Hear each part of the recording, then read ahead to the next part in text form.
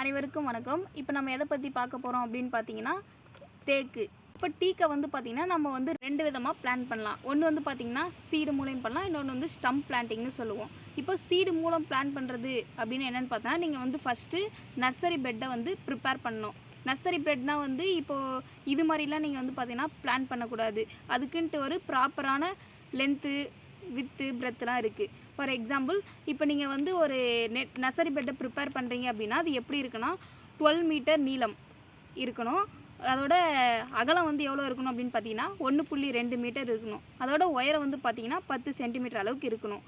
அதோட நீங்கள் வந்து பார்த்தீங்கன்னா சாண்டு, சாயில், ஃபார்மியட் மெனூர் இது மூணுத்தையும் வந்து பார்த்தீங்கன்னா 1:2:1 அந்த ரேஷியோவில் வந்து பார்த்தீங்கன்னா கலந்து போடணும். இந்த அளவுக்கு நீங்கள் போட்டுட்டு அப்புறம் என்ன பண்ணால் சீடு பண்ணணும். சீடுக்கு முன்னாடி என்ன பண்ணணும், போகிறதுக்கு முன்னாடி சீடை வந்து ட்ரீட்மெண்ட் பண்ணணும். அது எப்படி பண்ணணும் அப்படின்னு பார்த்தீங்கன்னா அதில் ஒரு 3 மெத்தட் இருக்குது. ஃபஸ்ட்டு வந்து பார்த்தீங்கன்னா கவுடங். இப்போ அடுத்து வந்து பார்த்தீங்கன்னா ஹாட் வாட்டரில் வந்து ஊற வச்சு அதையும் நீங்கள் எடுத்துன்னு போயிட்டு மதர் பெட்டில் வந்து பார்த்தோன்னா நீங்கள் போட்டுடலாம். இப்போ வந்து பார்த்தீங்கன்னா 1 கிலோ அந்த சீடு வந்து 1 கிலோ நீங்கள் வாங்குனீங்கன்னா அதில் 1800லேருந்து 2500 சீடு இருக்கும். அதாவது ஒரு ஃப்ரூட்டில் 3 இல்லைனா 4 சீடாவது பார்த்தீங்கன்னா இருக்கும்.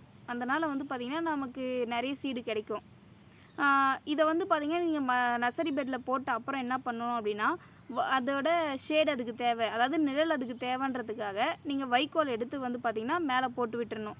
இதோட வந்து பார்த்திங்கன்னா அது கொஞ்ச நாளுக்கு அப்புறம் முளைச்சிரும், செடியாக நமக்கு வந்து பார்த்திங்கன்னா முளைச்சிரும்.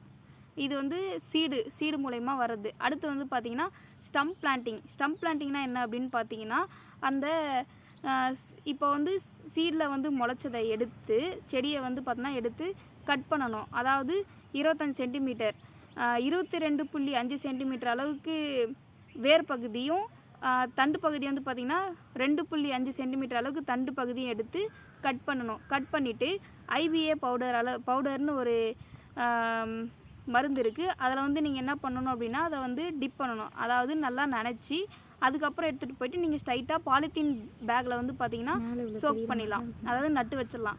நட்டு அப்புறம் வந்து பார்த்திங்கன்னா ஒரு 15 இல்லை 30 நாளில் வந்து பார்த்திங்கன்னா உங்களுக்கு வந்து அது வளர ஆரம்பிக்கும்.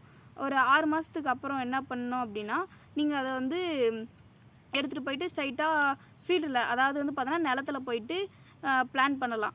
அதாவது பிளான் பண்ணுறதுக்கு முன்னாடி என்னென்ன பண்ணணும்னா அந்த லேண்ட் ப்ரிப்பரேஷன் பண்ணணும். அதாவது என்ன பண்ணால் நல்லா ஃப்ளவ் பண்ணணும்.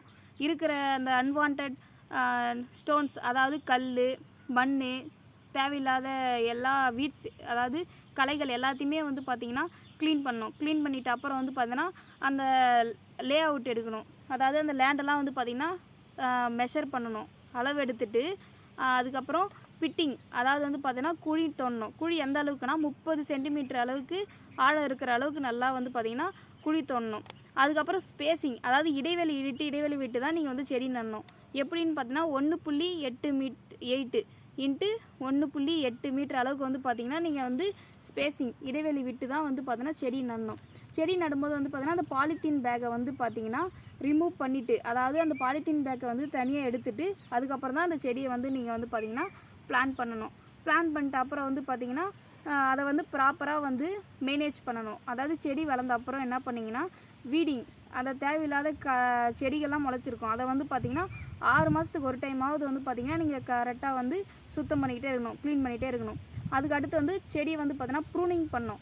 ப்ரூனிங்னா என்னென்னு பார்த்தீங்கன்னா நிறைய தேவையில்லாத கிளைகள்லாம் வளர்ந்துருக்கும். அந்த கிளைகள் எல்லாத்தையுமே வந்து பார்த்திங்கன்னா வெட்டி எடுத்துடணும். அப்போ தான் வந்து பார்த்திங்கன்னா நமக்கு செடி வந்து ப்ராப்பரான ஹைட்டில் வந்து பார்த்திங்கன்னா வளரும். அப்புறம் தின்னிங்கிறதுல 2 தின்னிங் இருக்குது. ஒன்று மெக்கானிக்கல் தின்னிங், இன்னொன்று வந்து சில்விகல்ச்சர் தின்னிங். மெக்கானிக்கல் தின்னிங் நார்மலாக இந்த 5th இயர் 10th இயர்னு பண்ணுவோம். அதே சில்விகல்ச்சர் தின்னிங் எதுக்கு பண்ணுவோம் அப்படின்னா நிறைய இந்த டிசீஸ்லாம் வந்திருக்கும் செடிக்கு, அப்போ தான் வந்து பார்த்தீங்கன்னா இந்த சில்விகல்ச்சர் தின்னிங் பண்ணுவோம். இது வந்து 18th 28th இயரில் தான் வந்து பார்த்திங்கன்னா பண்ணுவோம். இதில் வந்து பார்த்திங்கன்னா என்னென்ன டிசீஸ்லாம் வரும் அப்படின்னு பார்த்தீங்கன்னா லீஃப் ஸ்பாட், அதாவது இலைப்புள்ளி நோய்னு சொல்லுவோம். அப்புறம் லீஃப் பிளைட், இலை கருக்கல் நோய்னு சொல்லுவோம். அப்புறம் லீஃப் ரஸ்ட்டு, துரு நோய்னு சொல்லுவோம். ரூட் ராட் வந்து வேரழுதல் நோய் அப்படின்னு நோய் சொல்லுவோம். இந்த நோயெல்லாம் வந்து பார்த்திங்கன்னா நம்ம எப்படி நோயிலேருந்து மீட்கலாம் அந்த செடியை அப்படின்னு பார்த்தீங்கன்னா வேப்பம் புண்ணாக்கு 5 கிலோகிராம் அளவுக்கு எடுத்துக்கணும். சாண எரு வந்து பார்த்திங்கன்னா 50 கிலோகிராம் அளவுக்கு எடுத்து அப்ளை பண்ணி அந்த செடிக்கு வந்து நம்ம போட்டோம்னா செடியோட க்ரோத்தும் நல்லாயிருக்கும். அந்த டிசீஸும் எல்லாமே வந்து பார்த்திங்கன்னா வராது. இதில் வந்து பார்த்திங்கன்னா டீக்கில் என்னென்ன பெஸ்ட்டு, அதாவது என்னென்ன பூச்சிலாம் வந்து டீக்கை சாப்பிடும், அந்த தேக்கை சாப்பிடுன்னு பார்த்திங்கன்னா டீக்கு கெலக்டனைசர், இன்னும் வந்து டீக்கு டீஃபோலியேட்டர். இந்த 2 பூச்சி தான் மெயின் அந்த டீக்கை வந்து அஃபெக்ட் பண்ணுறது. இது 2 தான். இதுக்கு என்னென்ன ஃபெர்டிலைசர் இதுக்கு யூஸ் பண்ணலாம் அப்படின்னு பார்த்தீங்கன்னா பேசில்லஸ் அப்படின்ற ஒரு ஃபெர்டிலைசர்ஸ் 1.5% அளவுக்கு வந்து பார்த்திங்கன்னா நம்ம அதுக்கு அப்ளை பண்ணணும். அப்ளை பண்ணிங்கன்னா இந்த மாதிரி பெஸ்ட்டு வந்து நமக்கு வராது. ஏன் நம்ம டீக்கு எவ்வளோத்தையும் பண்ணோம், அப்படி டீக்கால் நமக்கு என்னென்னலாம் யூஸு அப்படின்னு பார்த்தீங்கன்னா ஃபஸ்ட்டு வந்து இதோட மெயினே என்ன அப்படின்னா டிம்பருக்கு தான் யூஸ் ஆகும்.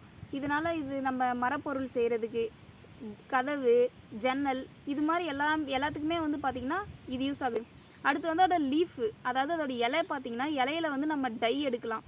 நம்ம ட்ரெஸ்ஸு, அதாவது நம்ம போடுற துணியில் இருக்கிற சாயத்துக்கு எல்லாத்துக்குமே வந்து பார்த்திங்கன்னா டையாக வந்து அதோட இலை வந்து நமக்கு பயன்படும். இன்னும் வந்து பார்த்திங்கன்னா இதை வந்து இந்த இலையை வந்து நம்ம தேநீராக குடிக்கிறதுக்கு யூஸ் பண்ணோம் அப்படின்னா அந்த ரத்த உரியாமை அந்த மாதிரியெல்லாம் பார்த்திங்கன்னா வராது. மூக்கில் வந்து ரத்தம் நிறைய பேருக்கு வரும்னு நினைக்கிறேன். அந்த மாதிரியான நோயை கூட பார்த்திங்கன்னா இது குணப்படுத்தும்.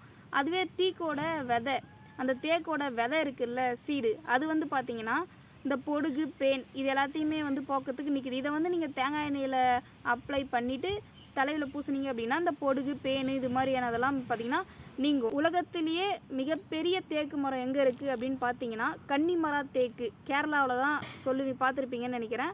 இதோட கிரித்து, அதாவது சுற்றளவு எவ்வளோ அப்படின்னு பார்த்தீங்கன்னா 7.2 மீட்ரு. இதோட ஹைட்டு உயரம் வந்து பார்த்தீங்கன்னா 39.98 மீட்ரு. ஏஜ் எவ்வளோ அப்படின்னு பார்த்தீங்கன்னா 473 இயர்ஸ். இந்த ஒரு மரத்தை வந்து பார்த்திங்கன்னா ஒரு தனியாளாக வந்து பிடிக்கவே முடியாது. ஒரு 10-15 பேர் சுற்றி அந்த மரத்தை நின்னா மட்டும்தான் அந்த மரத்தையே நம்மளால் பிடிக்க முடியும். சுவாரஸ்யமான தகவல்களோடு எங்களை மீண்டும் சந்திக்கிறேன். நன்றி, வணக்கம்.